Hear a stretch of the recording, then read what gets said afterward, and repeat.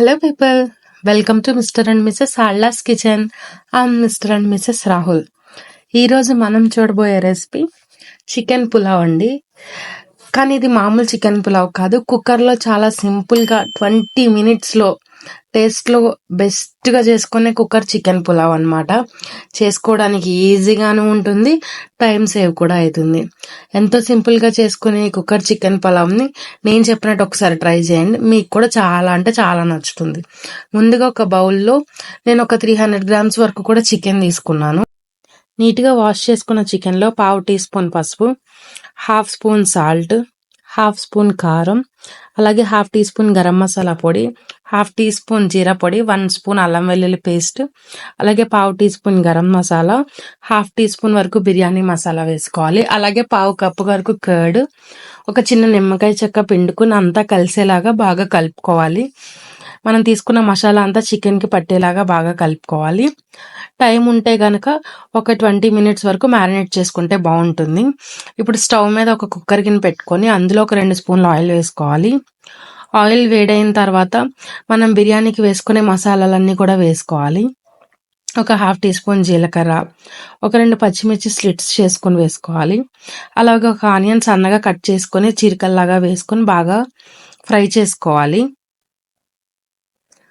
Onions అంతా బాగా వేగి మెత్తబడేంత వరకు కూడా ఫ్రై చేసుకోవాలి. ఆనియన్స్ వేగిన తర్వాత ఒక మీడియం సైజ్ టమాటో కూడా కట్ చేసుకుని వేసుకోవాలి ముక్కలు కింద.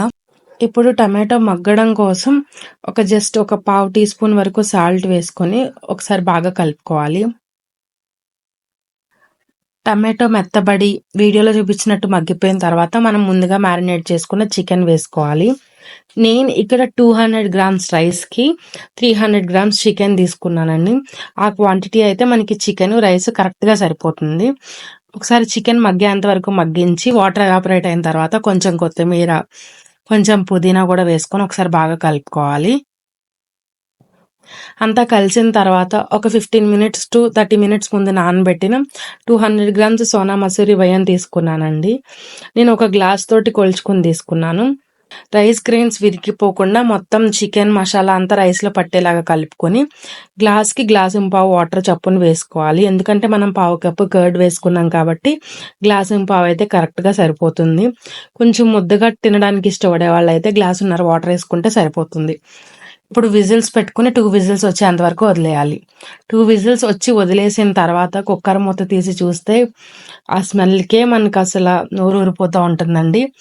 ఇప్పుడే విజిల్ తీసాం కాబట్టి కొంచెం చెమ్మగా ఉన్న కాసేపటికి అయితే కనుక మనకి రైస్ పొడిలాడుతూ వస్తుంది.